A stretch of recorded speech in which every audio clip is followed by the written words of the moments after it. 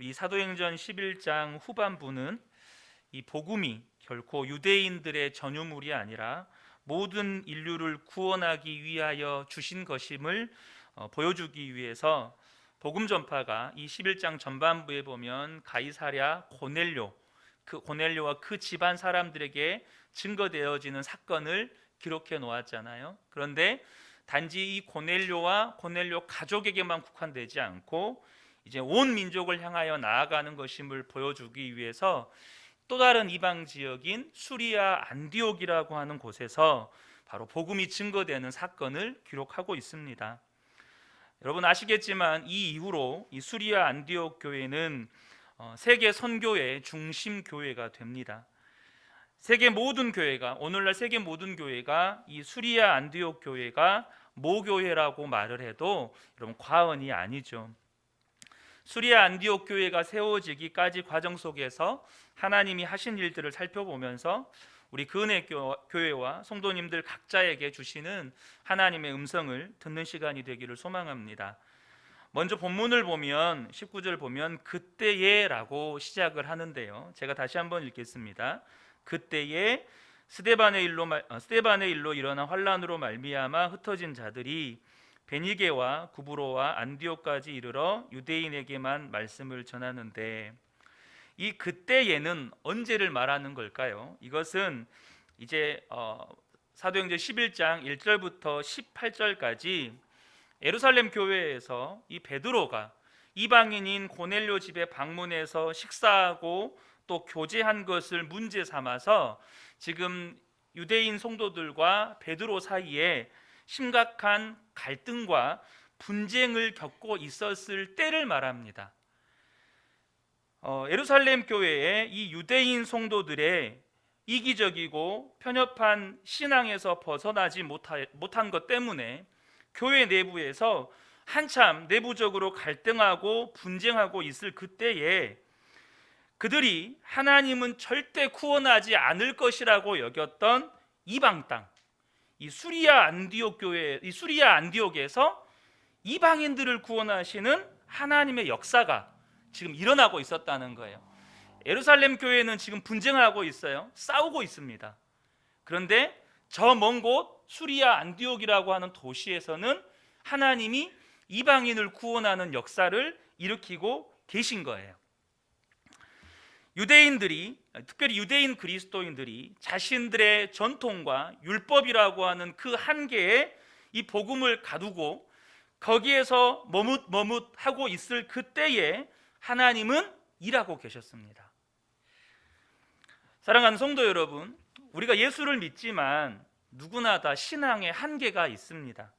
어린아이의 신앙을 가진 성도가 있고, 청년의 신앙을 가진 성도가 있고, 또 아비의 신앙을 가진 성도가 있죠. 따라서 신앙의 한계를 가지고 있는 것은 그게 이상한 것이거나 혹은 잘못된 것은 아닙니다. 여러분, 지금 우리 하교가 어리잖아요. 어린 게 잘못된 건가요? 어린 건 잘못된 게 아닙니다. 하교가 그 나이 수준에 맞게 그 이상의 것을 보지 못하고, 그 이상의 것을 생각하지 못하고, 그 이상의 성숙한 행동을 하지 못하는 건 잘못된 건 아니에요. 그건 죄는 아니에요. 그럼에도 불구하고 그 신앙의 한계에 갇혀서 머뭇하고 있으면 그 사람은 하나님이 역사하실 때 소외될 수밖에 없다는 사실이에요. 엘리야가 갈멜산으로 바알과 아세라 이 선지자들 850명을 부르죠. 그때 이스라엘 백성들도 같이 불러냅니다. 그런데 그때 엘리야 선지자가 뭐라고 이야기합니까? 이 이방신들과 하나님 사이에서 머뭇대고 있는 이스라엘 백성들을 책망합니다. 그런데 문제는 뭐죠? 열왕기상 18장 21절을 보면 엘리야가 모든 백성에게 가까이 나아가 이르되 너희가 어느 때까지 둘 사이에서 머뭇하려느냐? 여호와가 만일 하나님이면 그를 따르고 바알이 만일 하나님이면 그를 따를지니라 하니 백성이 말 한마디도 대답하지 아니하는지라. 지금 엘리야가 지금 둘 하나님과 우상 사이에서 머뭇하는 이스라엘 백성들을 책망하는데, 아직 이때는 하늘에서 불이 내려서 하나님의 역사가 일어나기 전입니다. 그렇게 책망하는데 거기에 대해서 누구도 한마디 대답도 안 하고 여전히 머뭇대고 있는 거예요. 결단을 못 내리고 여전히 그 둘 사이에서 갈팡질팡하고 있는 거예요. 엘리야의 책망에 이스라엘 백성들이 어떤 믿음의 태도도 취하지를 않습니다. 여전히 그곳에서 머뭇거리고 있을 때에 그날 그곳에서는 놀라운 하나님의 역사가 일어나요. 무슨 역사입니까? 하나님이 엘리야의 기도에 응답하시고 하늘에서 불을 내려서 그 제단을 다 태우십니다. 그런데 아셔야 할 게 있어요. 그 역사는 오직 엘리야를 통해서만 일어났습니다. 그때까지 머뭇거리고 있었던 이스라엘 백성들은 역사의 도구로 쓰임받는 게 아니고 하나님께서 엘리야를 통해서 일으키시는 역사를 단지 구경만 하고 있었어요. 그리고 그들이 한 것은 그 역사가 다 끝난 다음에 뒷정리했어요.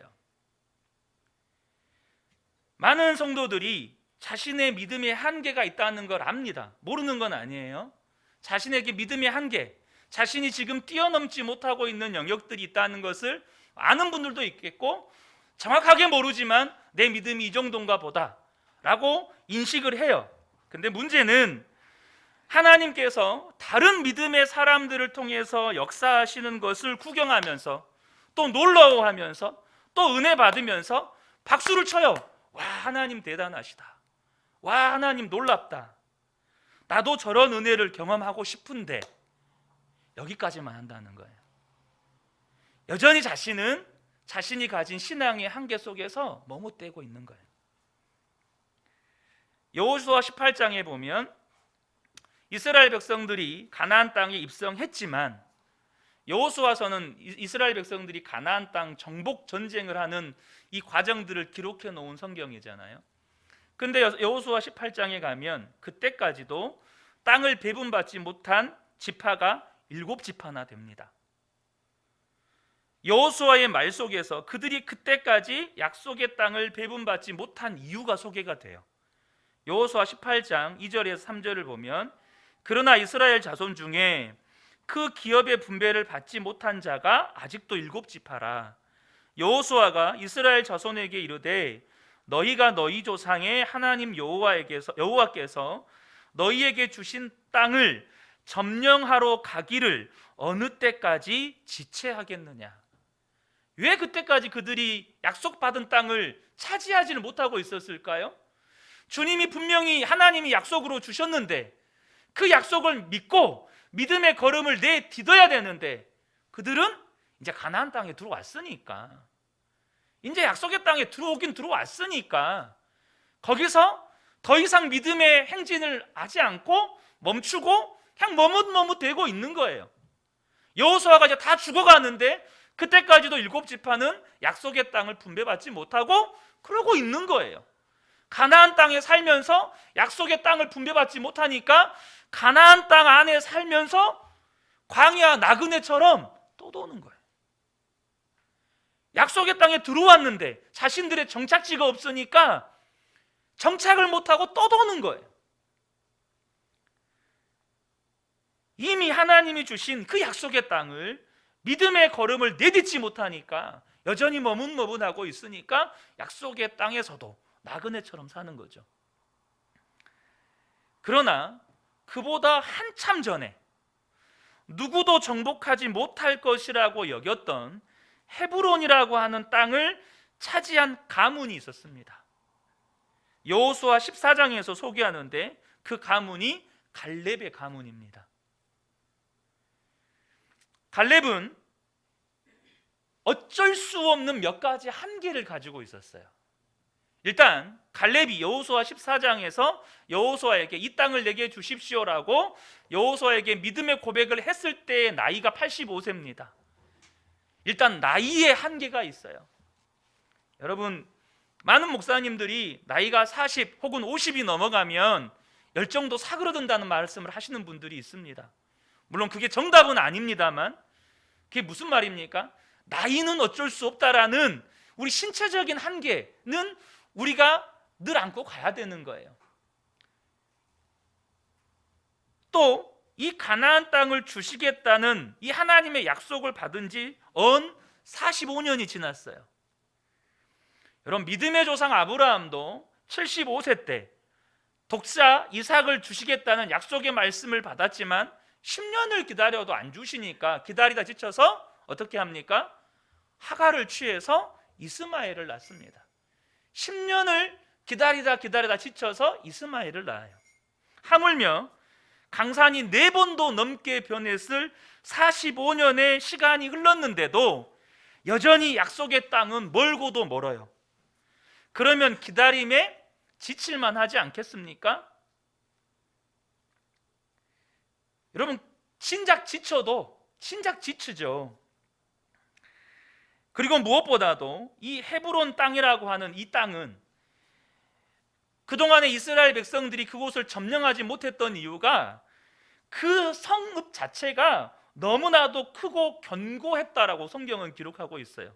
그리고 그곳에 사는 민족이 아낙 자손인데, 이 아낙 자손들은 거인족, 그러니까 기본적으로 키가 크고 몸집이 크고 또 전쟁의 용사들, 그런 전투 민족들이에요. 그러니까 12정탐꾼 중에 들어가 가지고 이 간담이 녹았던 이유가 이 아낙 자손들 때문이에요. 그러니까 누구도 이 헤브론 땅을, 이스라엘 지파 중에 누구도 헤브론 땅을 차지하려고 생각을 안 하고 있었던 그런 시기였어요. 자, 그만하면 이거 아닌가 보다, 안 되나 보다, 어차피 가나안 땅에는 들어왔으니까 여기에서 하나님이 만족하라고 하신가 보다, 여기까지인가 보다, 이런 생각할 만하잖아요. 여러분, 그렇죠? 이미 가나안 땅은 들어왔으니까 굳이 내가 헤브론 땅 차지하지 않아도 다른 땅 주시겠지, 그러지 않겠습니까? 여러분, 포기해도 진작 포기했을 법 하잖아요. 그럼에도 갈렙은 그러한 한계에 갇혀서 머뭇대고 있지 않았다는 거예요. 그리고 자신의 한계 너머에 약속의 말씀을 쫓아서 믿음의 걸음을 내딛고 헤브론 땅을 차지합니다. 여러분, 어떻습니까? 여러분은 여러분에게 주어진 어떤 한계의 영역 안에서 갇혀서 믿음의 걸음을 내딛지 못하고 지금 머뭇거리고 있지는 않으신가요? 어떤 분은 상처해라고 하는 한계, 어떤 분은 재정이라고 하는 영역에서의 한계, 어떤 분은 인간 관계의 영역에서의 한계, 어떤 분은 하나님에 대한 불신의 한계, 어떤 분은 건강 문제의 한계. 이 문제만큼은 하나님도 어쩔 수 없더라, 이 문제 해결해 주셔야 내가 어떻게라도 해보지, 이 문제를 해결해 주셔야 내가 뭐라도 해보지, 우리 안에 이런 생각들이 없느냐는 거예요. 예루살렘 교회의 유대인 성도들, 전통과 율법에 갇혀있는 유대인 성도들이 가지고 있는 신앙의 한계, 하나님이 저 이방인들은 구원하지 않으셔. 그런 이방인들과, 하나님이 구원하지 않을 이방인들과 교제하고 식사하고 온 이 베드로 사도는 지금 교회를 심각하게 분열시키는 이교적인, 교회를, 복음을 배신하는 그런 행동을 한 거야. 그렇게 분쟁하고 갈등하고 있어요. 그렇게 한계 속에 머뭇거리고 있을 때 그들의 신앙의 한계였던 그 이방인들을 결코 하나님은 구원하시지 않을 거라고 여겼던 그곳에서 하나님이 이방인들을 구원하고 계셨어요. 여러분, 우리가 아셔야 해요. 우리가 한계라고 여기고 이것만은 하나님도 어쩔 수 없어 라고 여기는 그 한계 속에서 계속 갇혀서 머뭇거리고 있을 때 하나님은 그 한계 너머에서 일하고 계신다는 거예요. 그래서 내가 한계에 갇혀서 머뭇대고만 있으면 우리는 결코, 하나님이 한계 너머에서 일하고 계시니까 우리는 결코 그 한계 너머에서 일하고 계시는 하나님을 경험할 수가 없다는 거예요. 언제나 하나님의 역사의 구경꾼으로 전락해서 다른 사람들을 통해서, 다른 하나님의 사람들을 통해서 역사하시는 하나님 보면서 와, 하나님 대단하시다, 야, 은혜 받았다. 근데 자신은 여전히 그 한계 속에 갇혀 있는 거예요. 은혜 받는 것에만 만족하는 거예요. 여러분, 하나님이 왜 은혜 주시죠? 그 은혜 받으라고 주십니까? 그 은혜를 경험하라고 주시는 겁니다. 우리의 삶에 하나님이 전쟁의 하나님이시면 전쟁을 이기게 하시는 하나님을 경험하라고 은혜 받게 하시는 거예요. 원수를 이기게 하시는 하나님이면 그 원수도 이기게 하시는 하나님을 경험하라고 우리에게 은혜 주시는 거예요. 누군가가 기도 응답 받았어요? 와, 기도 응답 받네, 정말 놀랍네, 이게 아니고 저와 여러분이 그렇게 기도 응답 받으라고 은혜 주시는 거예요. 자, 본문에는 그런 한계를 뛰어넘는 자들을 소개합니다. 19절을 다시 한번 보겠습니다. 그들이 어떻게 한계를 뛰어넘을 수 있었는지를 알 수 있어요. 19절에 그때에 스데반의 일로 일어난 환란으로 말미암아 흩어진 자들이 베니게와 구브로와 안디옥까지 이르러 유대인에게만 말씀을 전하는데, 자, 이 스데반의 박해는 단순히 스데반 한 사람의 박해로 끝나지 않았고 예루살렘 전역에 있는 모든 성도들을 향한 박해로 확산이 됩니다. 그러니까 스데반을 돌로 쳐 죽였어요. 이것이 이제 유대 사회의 기폭제가 돼가지고 이제 너도 나도 이 유대교 신봉자들이 예수를 믿는 그리스도인들을 막 잡아 죽이는 거예요. 그러니까 예루살렘 성에서 살 수가 없는 거죠. 초대교회 성도들이 더 이상 예루살렘에 살 수가 없어서 살기 위해서 어쩔 수 없이 고향과 친척과 친구들을 등지고 이방인들이 사는 베니게, 구브로, 안디옥까지 도망간 거예요. 그런데 이들이 환난 당했잖아요. 이 환난을 기회로 삼았어요. 무슨 기회로 삼았습니까? 19절 하반절에 보면 말씀을 전하는 기회로 삼아요. 환난 때문에 도망쳤는데 도망친 그곳에서 복음을 전하는 기회로 삼습니다. 여러분, 환난 때문에 도망쳤다면 도망친 곳에서 보통 사람들은 뭐 하죠? 하나님, 빨리 내 고향 돌아가게 해주세요.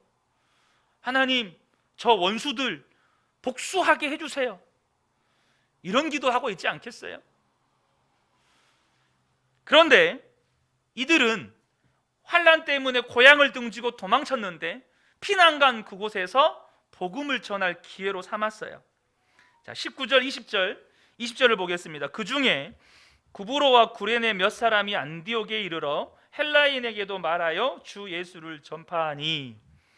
자, 그런데요, 이 19절과 20절을 보면 본문에서 특이점이 하나가 발견되는데요, 두 부류의 성도들이 두 부류의 사람들에게 복음을 전하고 있다는 걸 발견하게 됩니다.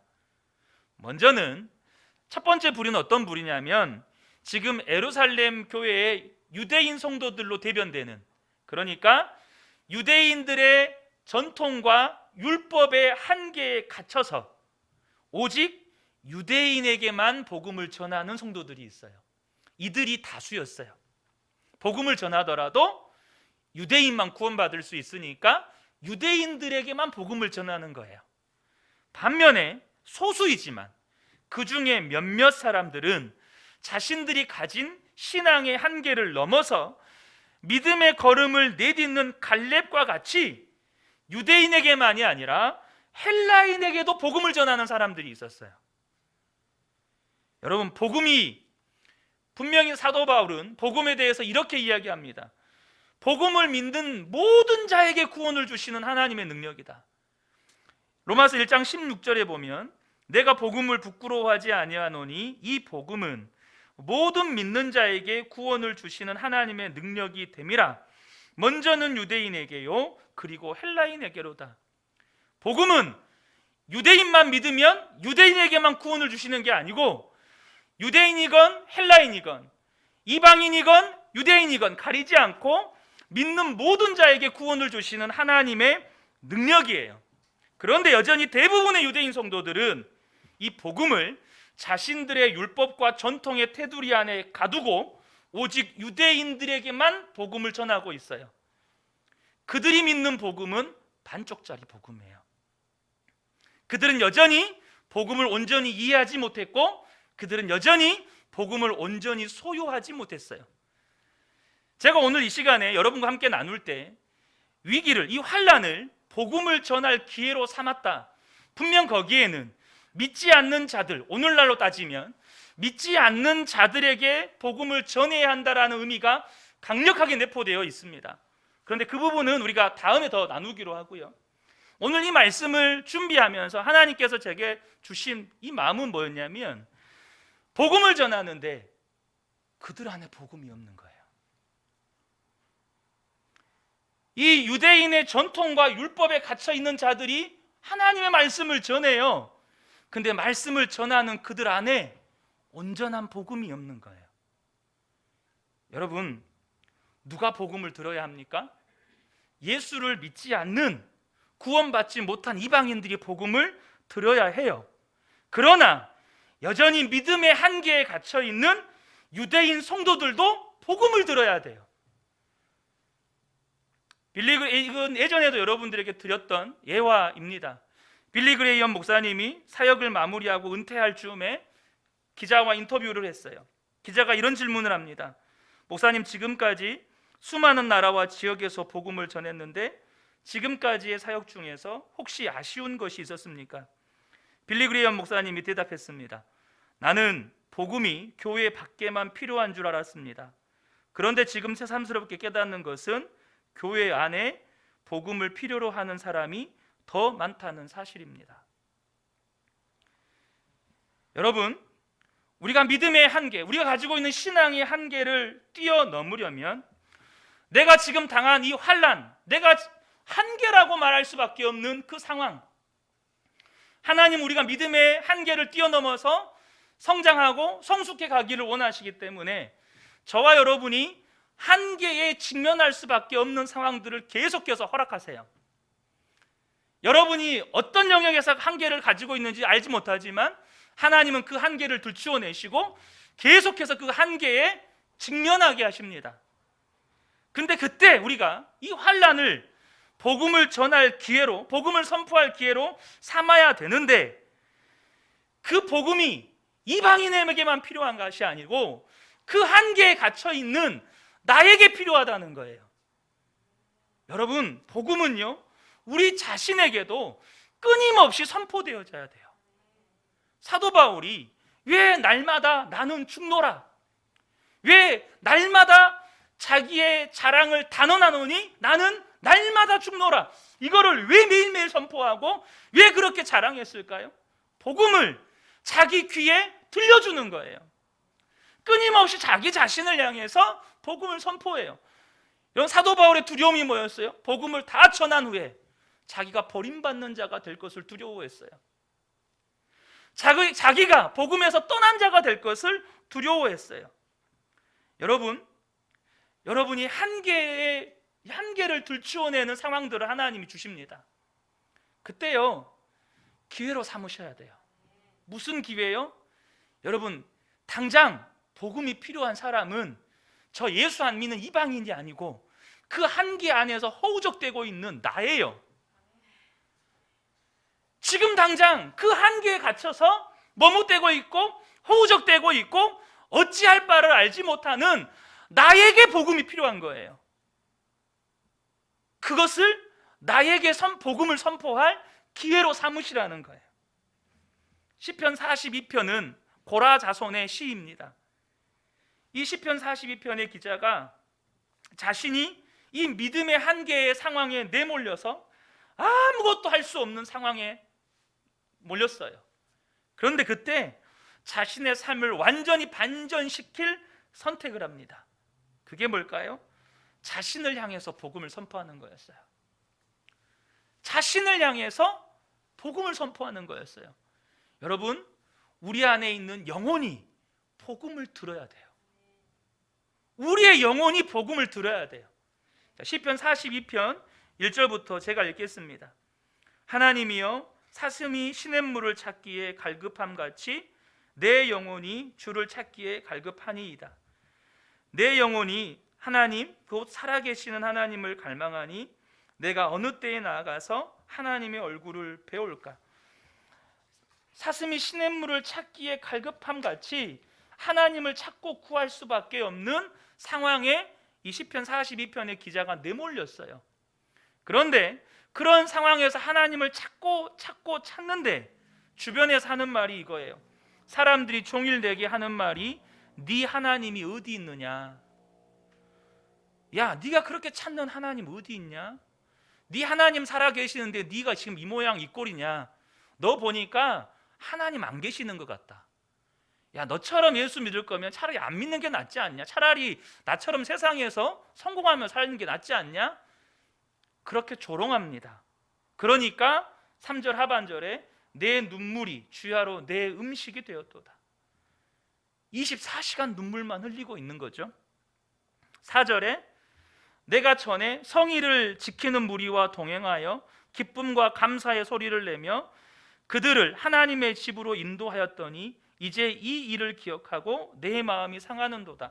이 사람이 믿음이 없는 사람이 아니었어요. 과거에 수많은 사람들을 주님께로 인도했고 그들과 함께 주님의 전에서 주님을 찬양하고 주님을 기뻐하고 그들을 주님께로 인도했던 대단한 전도자였어요.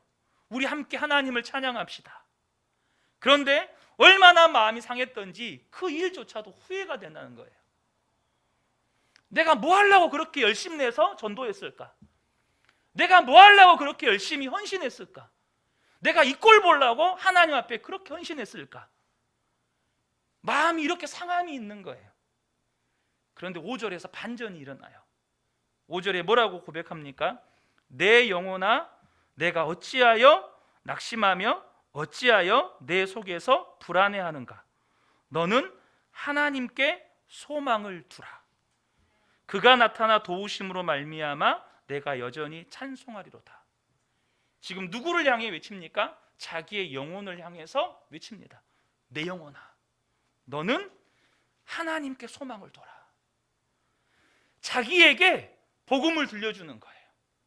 이것이 11절 끝절에도 똑같은 고백을 합니다. 내 영혼아 네가 어찌하여 낙심하고 어찌하여 네 속에서 불안해하느냐? 너는 하나님께 소망을 둬라. 너의 소망은 하나님이다. 내 영혼아 들어라. 너의 유일한 구원은 하나님이다. 계속해서 자신의 영혼을 향해서 복음을 선포하고 또 선포하고 선포하는 거예요. 시편 62편에 보면 다윗도 자신의 믿음이 흔들릴 때가 있었어요. 자신의 한계에 부딪혀서 요동을 했어요. 요동을 쳤어요. 얼마나 요동을 쳤는지. 근데 그때 다윗도 동일하게 자신의 영혼을 향해서 복음을 선포합니다. 시편 62편 1절을 보겠습니다. 나의 영혼이 잠잠히 하나님만 바라며 나의 구원이 그에게서 나오는도다. 자, 2절부터 복음을 선포합니다. 오직 그만이 나의 반석이시요 나의 구원이시요 나의 요새이시니 내가 크게 흔들리지 아니하리로다. 넘어지는 담과 흔들리는 울타리 같이 사람을 죽이려고 너희가 일제히 공격하기를 언제까지 하려느냐? 그들이 그를 그의 높은 자리에서 떨어뜨리기만을 꾀하고 거짓을 즐겨하니 입으로 축복이요 속으로는 저주로다. 이런 상황 가운데서 다윗의 삶이 요동을 치는 거예요. 자, 5절에는 이것을 아예 명령형으로 다윗이 선포합니다. 나의 영혼아 잠잠히 하나님만 바라라. 무릇 나의 소망이 그로부터 나오는도다. 오직 그만이 나의 반석이시요 나의 구원이시요 나의 요새이시니 내가 흔들리지 아니하리로다. 나의 구원과 영광이 하나님께 있으며 내 힘의 반석과 피난처도 하나님께 있도다. 여러분, 복음이 누구에게 필요합니까? 나에게 필요합니다. 지금 한계에 갇혀서 거기서 머뭇대면서 그 한계 앞에서 어찌할 바를 모르고 주님이 이 문제 해결해 줘야 내가 뭐라도 해보죠. 하나님도 이 문제만큼은 어쩔 수 없잖아요. 왜 이 문제는 아직도 해결 안 해주시고 하나님 이렇게 내버려 두십니까? 끊임없이 하나님 앞에 반문하면서 그 문제만 내 앞에 나타나면 하나님 앞에 원망과 불평이요, 사람들에게 분노요, 이렇게 되는 거예요. 여러분, 우리에게 믿음의 한계들이 있어요. 어떤 영역에서 머뭇거리고 있는 부분들이 있죠. 근데요, 그게 편하다고? 육신적으로는 편해요. 제가 얼마 전에 새벽 예배 때 나눴습니다. 분노하는 게 편합니다. 짜증내는 게 편해요. 원망하고 불평하는 게 훨씬 편합니다. 쉬워요. 그냥 본능대로 내버려 두면 불평하고 불만 쏟아내고 분노하고 짜증내고 심지어 막 쌍욕도 하고 그래요. 목사라고 안 그럴까요? 똑같아요. 육신은 그렇습니다. 그게 편하면 육신은 그게 편해요. 근데요, 여러분 아셔야 돼요. 그것이 편하다고 계속해서 머뭇거리고 있고 그 편하다고 여기는 내리막길로 계속 걸어가면 그게 망하는 길이에요. 여러분, 저와 여러분이 자신을 향해서 복음을 선포하셔야 돼요. 여러분의 영혼이 듣도록, 여러분의 영혼이 그 복음을 듣고 새 힘을 얻도록, 여러분의 영혼이 그 복음을 듣고 다시 주님 앞에 믿음으로 서도록, 여러분 자신에게 주님이 나의 반석이십니다. 주님이 나의 생명이십니다. 주님이 나의 구원이십니다. 주님이 나의 소망이십니다. 내 영혼아 오직 주만 바라보아라. 내 영혼아 오직 주님께 소망을 두어라. 내 영혼아 주님만이 너의 반석이시다. 저와 여러분을 향해서 주님은 선포하기를 원하시는 거예요. 여러분, 복음을 들으면 믿음이 생기고 믿음이 생기면 여러분 살아나는 거예요. 복음을 들으면 반드시 믿음이 생겨요. 그리고 믿음이 생기면 살아나서 한계가 넘어지는 거예요. 로마서 1장 17절에 말씀하시죠. 복음에는 하나님의 의가 나타나서 믿음에 이르게 하나니, 복음을 들으면 그 복음에서 하나님의 의가 나타나서 저와 여러분을 믿게 만드세요. 에베소서에 기록하잖아요. 믿음은 선물이라고. 우리가 복음을 선포하면 하나님이 우리에게 믿음을 선물로 주세요. 내 영혼이 복음을 듣고 들으면 하나님이 우리에게 믿음 주세요. 그러면 우리가 내 영혼이 살아나는 거예요. 그리고 저와 여러분의 한계를 어느 순간 뛰어넘어 있는 거예요. 내가 뛰어넘으려고 막 발버둥 치고 몸부림치는 게 아니라 그렇게 복음을 나를 향해서 복음을 선포하고 있으면 뒤돌아보니까 그 한계가 넘어져 있는 거예요. 여러분, 문제 뛰어넘으려고 몸부림치지 마세요. 단지 여러분에게 유일한 구원의 능력인 그 복음을 여러분의 영혼에게 선포하시라는 거예요. 말씀을 맺기를 원합니다. 사실 오늘 설교 제목이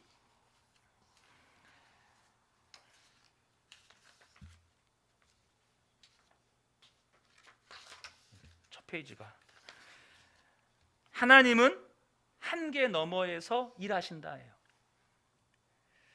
여러분의 한계 안에서 하나님 일 안 하세요.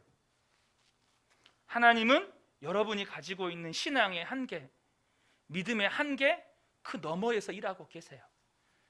그 믿음의 한계를 넘는 자가 그 하나님의 역사를 경험하는 거예요. 왜 나는 내 삶에 하나님의 일하심, 하나님의 구원하심을 경험하지 못하고 있을까? 그거는 틀림없어요. 여러분이 한계 앞에서 여전히 머뭇거리고 있는 거예요. 그 한계를 뛰어넘는 방법은 여러분이 한계는 환난이죠. 한계는 고난입니다. 한계는 문제예요. 그런데 그것을 복음을 선포할 기회로 삼으시라는 거예요. 일단은 여러분 이방인 생각하지 마시고요. 지금 내가 한계를 뛰어넘지 못했다는 건 나에게 복음이 온전하게 나의 복음이 되지 않았다는 거예요. 여러분, 그러면 여러분에게 또 복음을 선포하고 또 복음을 선포할 때 어느 순간 여러분 안에 주신 그 믿음으로 인하여서 한계가 뛰어넘어져 있는 여러분의 삶이 되어 있으실 겁니다. 이 은혜가 우리 모든 성도님들께 함께 하시기를 주님의 이름으로 축복합니다. 아멘.